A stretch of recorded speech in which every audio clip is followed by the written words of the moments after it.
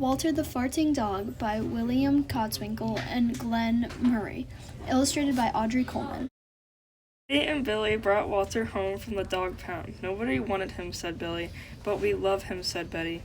Well, he smells awful, said their mother. I think you better give him a bath. Mother walked in and said, "He still smells awful," and that's when they got their first clue, the telltale bubbles in the water. "He's probably just a little nervous," said Mother, hopefully. "His stomach must be upset." But Walter's stomach wasn't upset. Walter's stomach was fine. He felt perfectly normal. He just farted a lot. He did it when he bathed. He did it when he played with Betty and Billy. He did it when he walked around the house. He did it in the dining room. He did it in the kitchen. And he did it in his sleep. I didn't mind Walter's farts. "So what if he farts?" Billy said to Betty when they were alone in their room with Walter. Betty agreed. Walter agreed too. He sat there looking innocently around, farting. "Take him to the vet," said Father. "Farting," said the vet, or rectal flatulence, as we say in the medical profession, and prescribed a change in diet. They gave Walter every kind of dog food. He farted. They tried him on cat food. They gave him hot dogs, hamburgers, lettuce, and tomato sandwiches. They gave him fried chicken. They gave him rabbit food. They made him a vegetarian. No matter what that dog eats, he turned into farts, roared Father. Walter got the blame for everybody else's farts, too. If Uncle Irv let one slip, he just went and stood near Walter. Then all he had to say was, "Walter," and everyone looked at poor Walter. He has to go back to the pound, said Father. No, Daddy, please, begged Betty and Billy. Don't send Walter away. He goes tomorrow, said Father. They pleaded. Walter farted. It was all over that night. Betty and Billy cried in their beds, and Walter looked at them unhappily. Oh, Walter, said Betty, you've got to stop farting because Father is going to send you back to the pound tomorrow, said Billy. Walter knew how serious the situation was.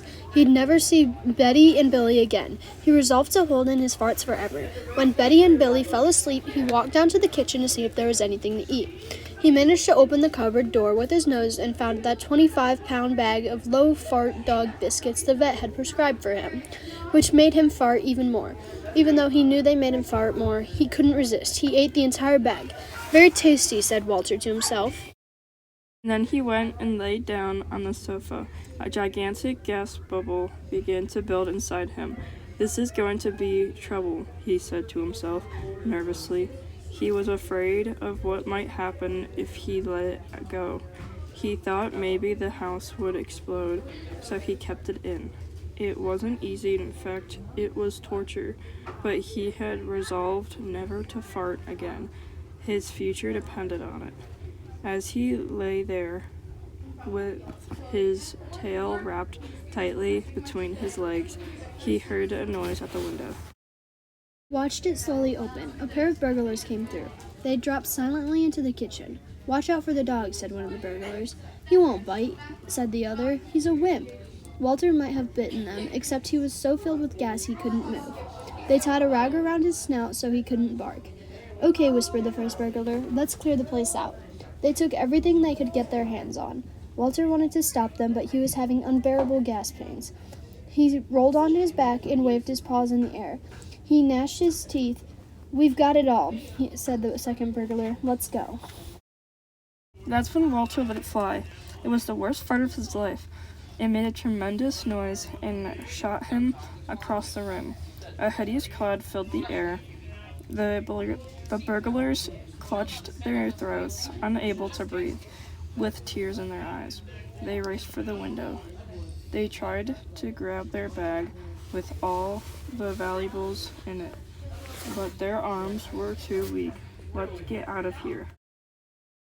They jumped out the window and ran up the block, choking and gasping for air, still blinded by Walter's attack. They stepped into the headlights of an approaching police car. "Hold it right there," said the policeman. Father and Mother came down in the morning. They found the open window, and they saw the bag with the valuables in it, and Walter was sitting beside it. He still had the rag tied around his snout. You'd have to say he looked heroic. "He saved the silverware," cried Mother. "He saved the VCR," cried Father. "Good dog, Walter. You're our dog, even if you do fart all the time." And so the family learned to live with Walter, the hero dog, and that's the end of our tale.